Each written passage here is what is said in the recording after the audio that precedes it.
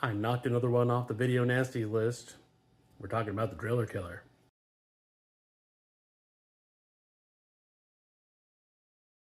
Yeah, so after that VHS nasty documentary, I figured I would at least try and get one more off the 72 movie list before I have to start getting into the Italian stuff. Driller Killer is one of those movies that I saw in many a video store and I recognized the poster. This one, which gives you a very specific idea of what this movie is. And it's just a lie. I mean, that scene does happen, but the rest of the movie is nothing like that. Honestly, the majority of the movie, like the first two acts, nothing happens as far as like any horror elements. I mean, let me rephrase.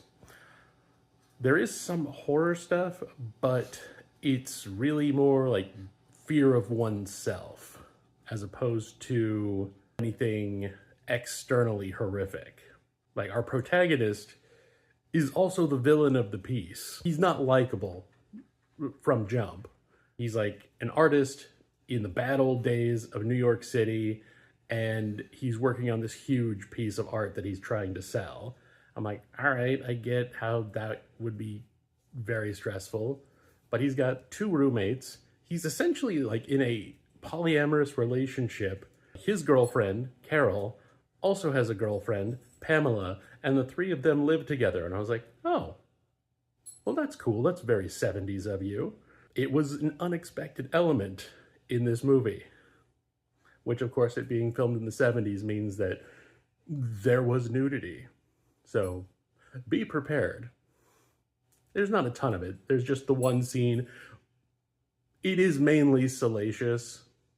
I think it was one of those things that the director, who is also the lead, may have just wanted to see if he could get away with, and then decided after the fact that he would cut it out.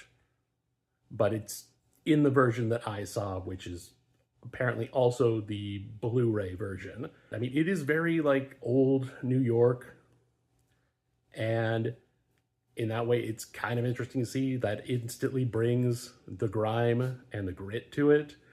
But it's so 70s New York. Like, I swear, a scene from The Warriors comes into this movie just for like 5 seconds, runs through, and then like we move on like nothing happened. It doesn't get mentioned again. The weirdest thing about this is there's a whole B plot about this band who lives like in the apartment either right below or right above our characters. They're not great. Like, some of the songs are okay, but like the B plot doesn't really go anywhere. Like there are some interactions that seem like they're gonna go, so they might actually build and there may be a bigger climax, but nothing happens. Like, all the band seems to do is just irritate Reno until he goes crazy, which is not really how that works. And honestly, like, Reno, the symptoms he's presenting, he's hearing voices, he's seeing things. I mean, generally these things scream schizophrenia, but if we just use the actor's real age at the time, he would have been 28, and that's far too old for schizophrenia to first be presenting. So I'm not sure if he's just had a really horrific psychotic break. Pretty sure not supposed to be taken at all realistic, because it don't make no damn sense. It was way different than I expected, and if you like 70s stuff, especially things set in New York, I would definitely check it out.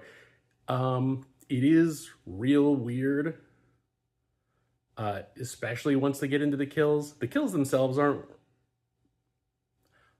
Again, let me rephrase. The kills themselves is not the thing that feels weird, aside from the fake blood that looks like poster paint. It's the oddly sexual manner that he kind of goes through it in. Like, it looks, there's a lot of thrusting, and I don't mean with the drill. It's like while he's doing it, and it, like, honestly, him killing somebody, I didn't have a problem with. Him getting, like, weirdly, like, grinding into the person he's sticking the drill into, that actually made me uncomfortable. And I'm not sure what to do with that feeling. So I'm going to think about that, and I'll be back with another one tomorrow.